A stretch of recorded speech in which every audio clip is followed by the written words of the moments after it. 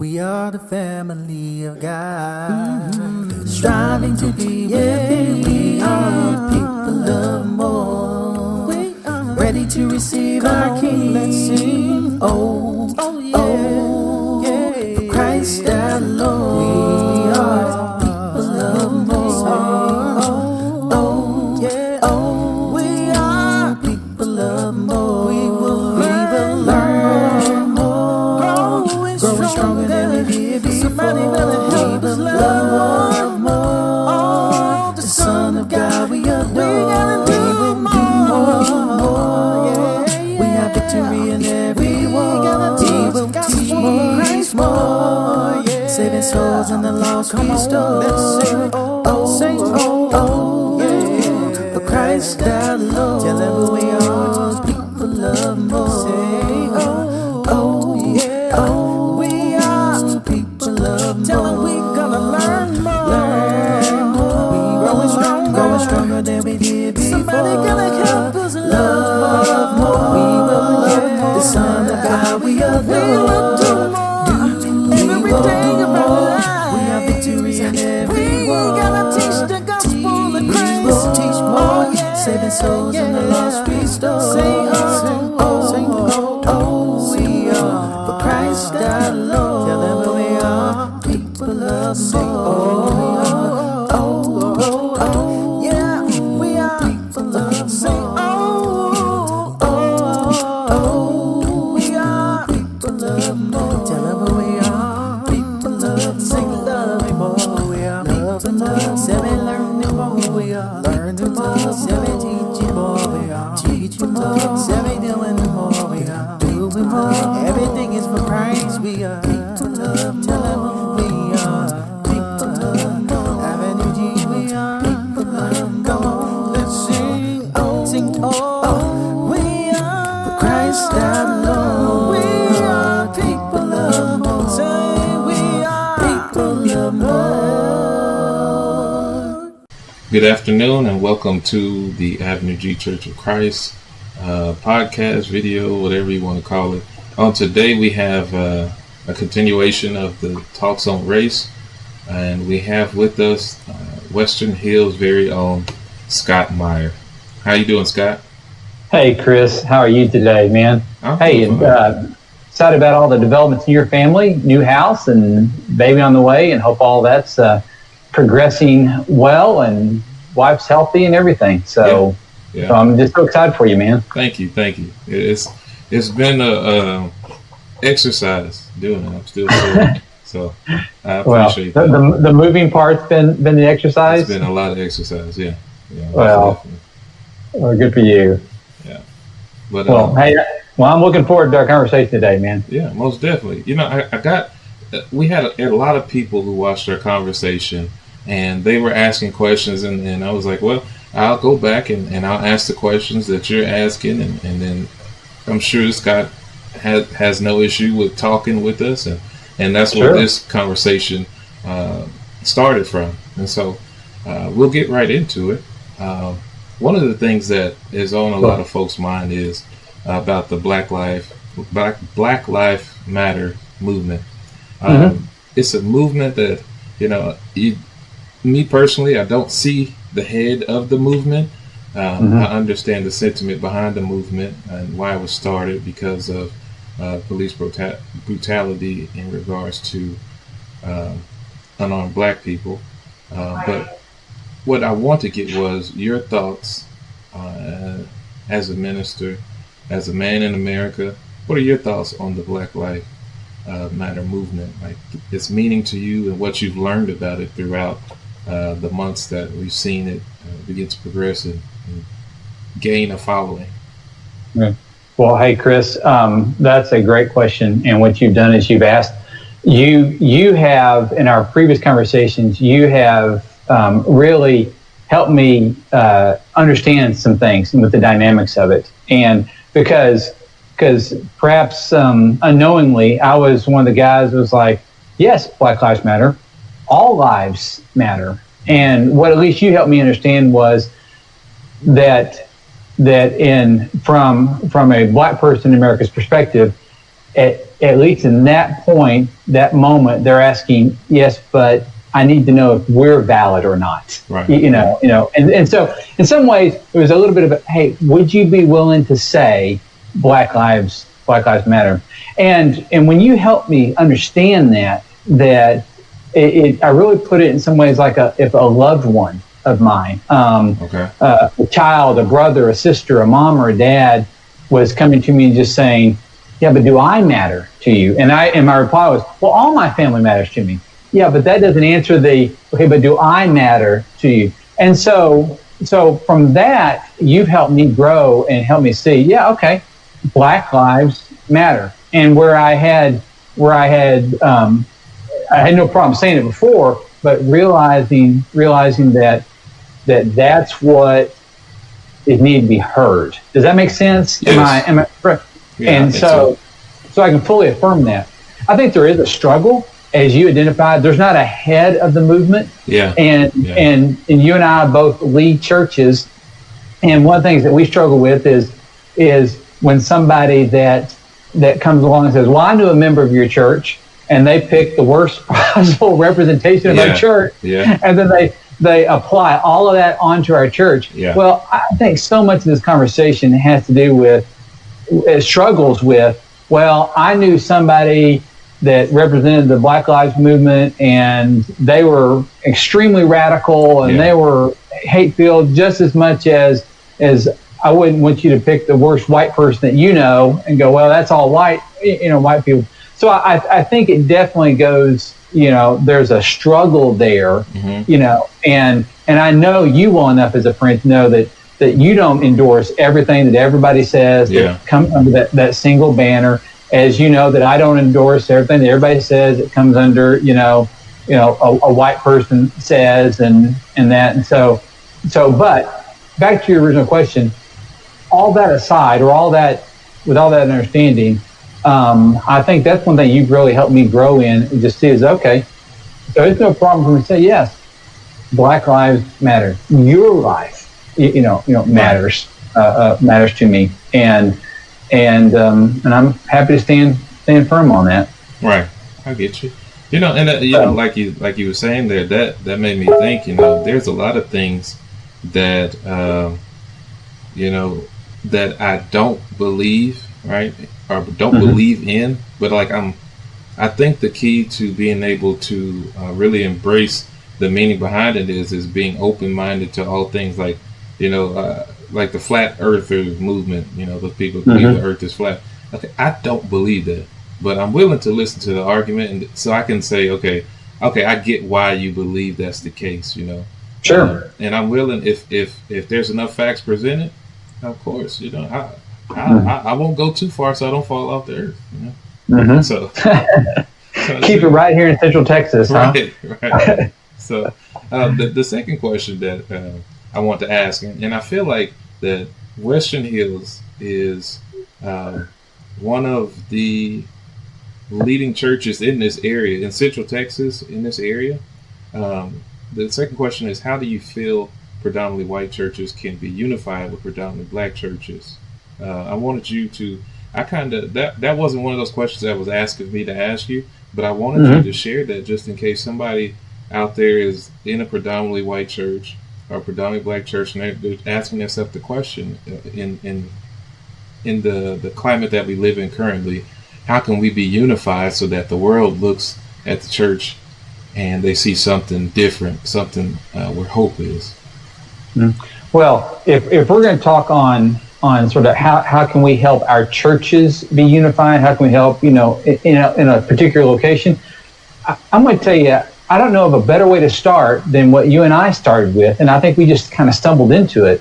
We started having lunch together, right? And we both enjoyed going out to eat, and we both enjoyed places. And you're more of a foodie than I am, and so you were always introducing me to some new restaurant, which I was game for and up for. Well, we've heard some people, both you and I have described like, wow, you guys are really doing something phenomenal. Right. And I keep going, yeah, well, you started with lunch. There's nothing phenomenal about lunch, and from lunch and a friendship and discussion, and we were both honest with each other. And so, any kind of, or if any church were to ring my phone and say, hey, help us start the same process that you and Chris have going, or Western Hills and Avenue G has going, I'm going to say, find, for the white pastor, find a pastor of a predominantly African American black church, and go have lunch, right. and start that friendship. Because if you turned me down, we wouldn't be anywhere. It would just be me trying to find another lunch date. At that point. So, but seriously, and it sounds overly simple, but one of the things I think is a theme through this, and you can hear me, is there's a lot out there in the system and the environment in our culture. Mm-hmm. But Jesus dealt with the heart of individuals. Right. And so when Scott, as a follower of Jesus, and Chris, as a follower of Jesus, when we sat down and broke bread together and just enjoyed lunch and got to know each other, everything else got real simple after that. True. I mean, you and I started dreaming some dreams that I didn't think was possible. Hey, can we actually have a worship service together? Mm-hmm. And just by logistics, it was going to be one of those deals where Avenue G was going to need to be hosted over at Western Hills. And when you said, let's go for it, I thought, holy cow, we've got something here. We've actually got a possibility, because you're willing to dream the big dreams too. Yeah. And so I think if leadership of churches, black and white, would start with a friendship, mm-hmm. I think the world's a friendship in Jesus, a friendship because of a fellow, a collaborative belief in the resurrected Lord, then I think anything of that's possible. Yeah. Because I think that's modeling gospel right there. Yeah. So that's how I would have started church to begin this, because it's been funny. You and I both gotten some questions about how you guys do this, mm-hmm. and I don't think we had some secret plan, or I don't think we're that smart. I don't think that we kind of devise something that nobody else could. Yeah. I think it just starts with a friendship, and from there, in many ways, you and I both represent our churches. Yeah. Whether we think we should or not, we still represent them. And when you and I started taking the steps that way, I think it was natural for our churches to do the same, or at least it gave permission for our churches to do the same. Yeah. Yeah. I agree. Yeah, it starts with that willingness to have the conversation. Mm-hmm. There's a lot of phone calls that go unanswered that could be the start of something that we've seen here between our two churches. Mm-hmm. And I'll throw this in there, Chris, too, because you and I both had the same desire. We wanted to get this off of a Facebook topic, and just a Facebook stream where everybody really ends up shouting at each other. And we really wanted to do something different than that. Mm-hmm. Now, we didn't know all what we wanted to do, but we knew we wanted to be different than that. Yeah. And so, therefore, sitting down over lunch and starting the conversation that way has led over the last couple of years to what I think is really, and other people seem to think is really significant between our churches. Yeah. So, real life conversations actually work better than social media conversations. Yes, sir. Yeah. And through that, you're not paying me to say this, but through this, I developed an incredible appreciation for your ability as a preacher, your skill as a leader, a skill as a pastor, your love for the Word, your knowledge of the Word. And so there's not a time that we're not together that I'm not learning something. I'm soaking up something from you. So that's just selfishly, that's been incredibly valuable to me, and so I like hanging out with people that do that. So thank you to that. Thank you. Now, the next question that I get this a lot because there's a lot of conversation about it, and is about white privilege. Does it exist? How can it be used to help other people who are not white? What are your thoughts on that? Okay. Well, obviously, as you know, white privilege is it's a buzzword now. It's a loaded term in lots of ways, and so there's a lot in it. So let me try to address it this way.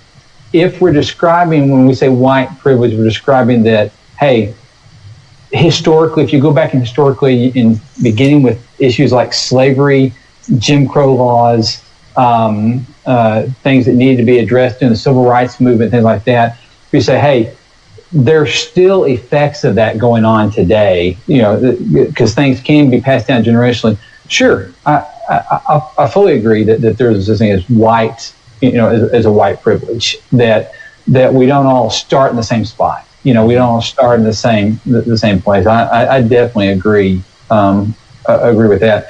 I think a lot with for just to say for white people, we wrestle with, now what do you want me to do about that? Right. Because we talk in terms of it's another word that goes along with white privilege, oftentimes in the same sentence is used, is called systemic racism. Yeah.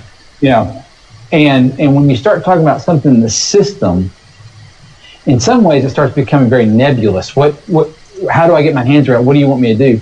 And so I'll go back to because the second half of your question, I think is a very good one. Okay, if we say there's some kind of white privilege, what can I do with that? Mm-hmm. Well, I think in all forms of leadership or influence is a stewardship question.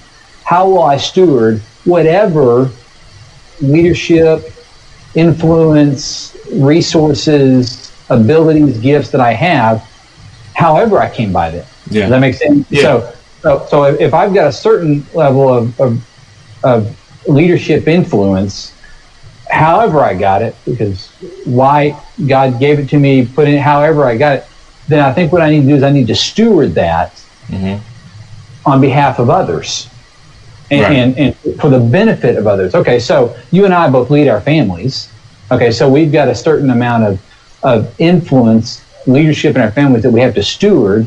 And what do? We steward that on behalf of our families. Right. And so you care for your wife, you care for your kids, you're looking after your daughters.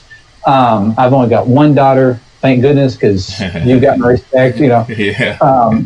I'm working my tail off trying to figure out how to handle that one. So, yeah.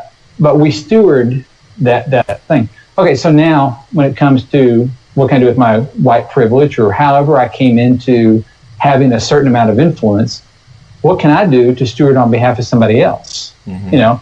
And so, and no point in that. So I'll go back to, once again, it's a one-on-one, it's a one-to-one hearts connecting type situation. So I never had a thought that you needed me, that you needed something, but I did know that I've got a platform that's Western Hills, that God's allowed me to have some influence here, and I hope I stewarded that well.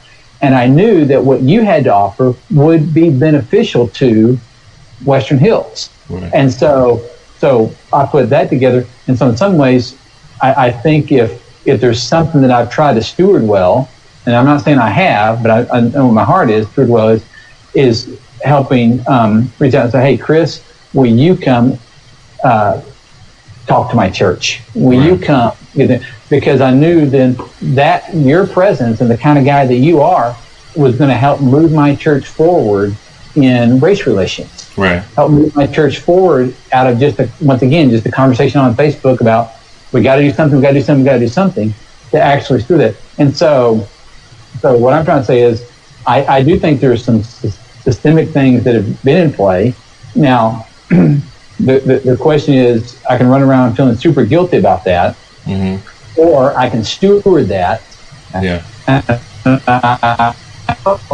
At least steward it on your behalf to say, hey, come do this, and then that has worked out to be incredibly well, because as you've done, you've helped open the eyes of some of my congregation. We've been able to have these ongoing talks, and in some ways, you've used your platform to help broaden my horizons and the benefits you have, because I've been able to meet some other ministers that were totally off my radar. Right. And there's some great guys and some great blessings through our shared times together. Mm-hmm.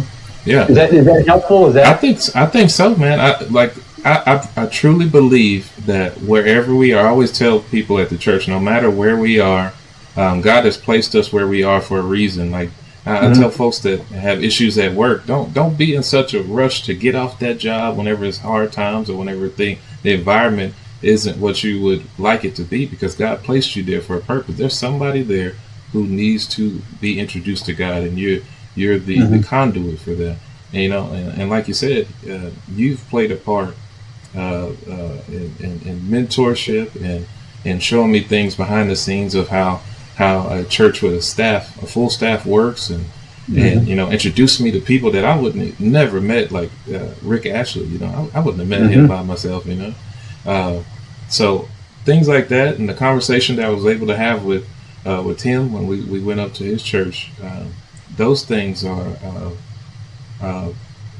been really beneficial in my ministry and how I help the folks at Avenue G. And I think that if we take not just white people, but if anybody just takes what they have a surplus of and help the next person, there you go. Because I've seen too many times. I remember working at I won't say the company, but I remember working before I got into ministry, and I saw. And then you really started working. Yeah, then I really started working. Yeah. No 9 to 5, but 24-hour job. But I used to see a whole bunch of nepotism, right? And I would see guys in positions of power, and then they would hire their sons or their daughters to do jobs that they weren't qualified for. I'm just like, why?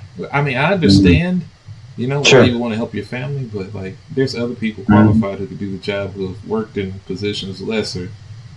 Bless those people that can get the job done. And so I just think that when it comes to dealing with race in America, especially, I heard a quote from Steve Harvey, of all people, and he said slaves were not free because they wanted to be free. It took the voice of outraged white people, abolitionists, to get that thing going, and I think that we got to help each other in this. I don't think that we should. What I see also starting right now is a push for. I don't disagree with the push for Black Power, but I don't want to see us turn into what we despise and say Black only, where we say, we're better than. I think there's some sections that have started to head that way, and I don't think that's healthy. I think that we need to learn unity, and in order for us to be unified, we have to have the same mind. And I think that can only be found in God. I don't think that can be found in being of a certain age group or a certain committee or a club. I think that being a Christian is where we can truly find unity. And I think that's what, again, as we talk about white privilege, is I can easily acknowledge, yes, the field is never striped fair, and it's not striped fair for all kinds of different reasons. In this particular conversation, historically slavery and what the systemic thing that follows after that, I agree with. I think where the conversation goes off the road, so to speak, and is no longer helpful, is when it comes in, well, what do you want me to do about that? Right. And when it seems like in all the chatter in the airwaves is you need to really feel guilty about that. Yeah. Okay, but how does that help anybody when I think what you and I are trying to do is we're trying to steward the opportunities that are before us into something better. Yeah. And leverage what we have on behalf of the other. And you've leveraged things on my behalf, I'm going to leverage things on your behalf. And I think there's where a difference is being made. Yeah. Actions, Yeah, it takes actions. Now, this last question, it pushes us towards hope. Hopefully it ends on a brighter note. A high note, I mean. But I was going to say, was that not bright? So this right here, the fifth question is, what progress have you seen within the church in regard to race? It's a two-part question. And what can be done to take it a step further? Okay. Boy, I love this question, Chris, because this is what gets me excited about what God's doing, particularly with Western Hills and Avenue G. I grew up when I guess I don't know if you would call it racism or not, but I grew up not fully experiencing racism or even understanding that was out there. Yeah. But when it came to church conversation, I still went to a predominantly white church growing up. It was a very large church, but there were some white families there, but nowhere near, it was a white church. Okay. And And so when I started asking questions, or kind of having that, hey, what about some visiting a black church or whatever? And we'd go and we'd visit a black church, and it'd be an incredible experience, a predominantly black church, and be an incredible experience. And so I went, why aren't the churches together? Why is there a predominantly white church and predominantly black church? The answer always came back, because we all worship differently. Yeah. And everybody, so that's not outright racism, but it's still well, everybody's got their own style and preference, and therefore our style and preference is too big to overcome. Yeah. Okay. So that was kind of my experience growing up. And so I kind of lived with everybody's got their own preference, everybody's got their own style, everybody's got their own whatever. So I think that churches have come a long ways, and especially what's going on between our churches, and we're learning to realize, we're at least learning to admit that's not a good enough reason to be apart. Yeah. The gospel is bigger than a style and a preference. Right.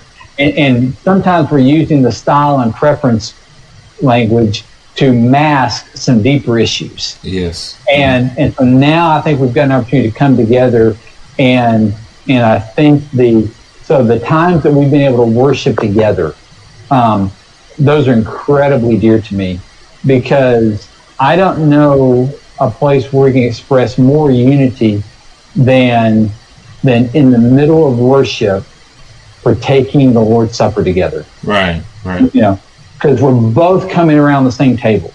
And if you think about the civil rights movement, there's a lot of symbolism even there, because there's white only counters, and what we're saying in that is we're declaring, at this table, at the Lord's table, there are no reserved seats, there are no whites only section, we all pull up to the table only at the invitation of the King. And I really see that playing out more and more. So that gives me incredible hope.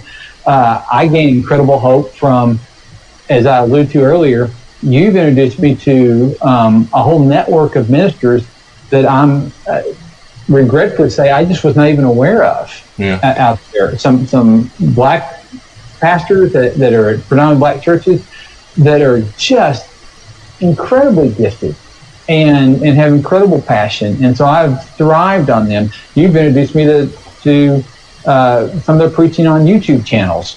And I've learned and I've grown from that. I didn't know how to find them before, but there they are. And so things like that gives me great hope. And so I'm going to go back to, very personally, I want Western Hills and Avenue G, any trajectory that draws those churches closer together, whether it's some of the small groups that have happened together before, some of the showers that have occurred together, the worship times together, you and I having conversations like this, our youth groups doing something together, all of that stuff, the combined effect of that, boy, that's exciting. Yeah. That I see momentum growing there, and so I am passionately about that, because I know that Western Hills is better because of our relationship with Avenue G. Yeah, likewise.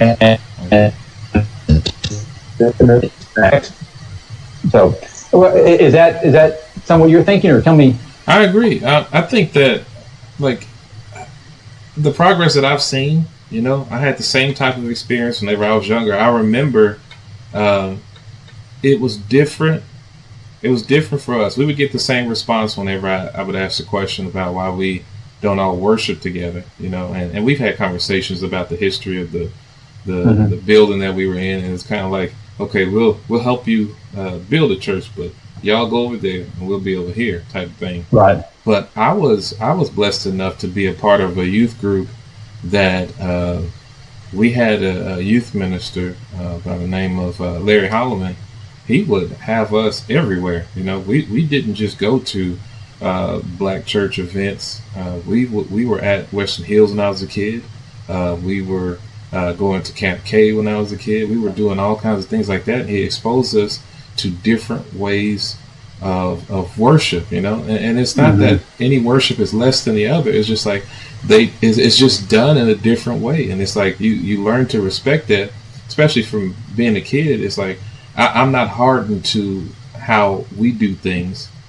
Right. I grew up in an environment to where I know that if when we come together, it's even better because it's like it's the melting pot, effect, and it was powerful for me. One thing I think that we're overcoming, Chris, I've never considered myself a racist. I never considered you a racist, and I don't consider the majority of my church a racist. I think what we did is we became lackadaisical. Yeah. We become well, I'm not racist, you're not racist, we're not known as racist. And so what we did is we allowed those things that you just described that were so influential in your childhood to slip off the radar. Yeah. Because planning worships together, planning times together, that's work. Yeah. I mean, we have to work to get that done. Not because there's tension, just because you got to put it on the calendar, you got to figure out how we're going to do it, you got to run the logistics, you got to make it happen.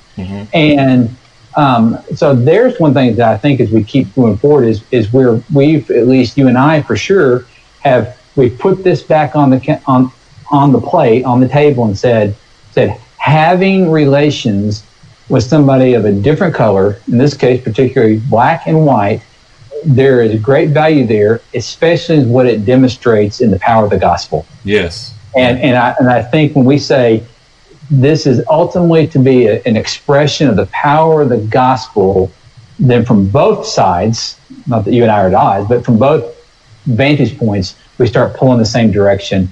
And that gives me great hope, and I can see that having no end to it. Oh, yeah, most definitely. I think the progress, as we continue to do things like this, I think once we start melding things together and, like you were talking about earlier with the different styles, once we meld and combine things together, and then there's a new style that comes from that, I think that will be powerful, because nobody can say, okay, this isn't what I like, this isn't what I like.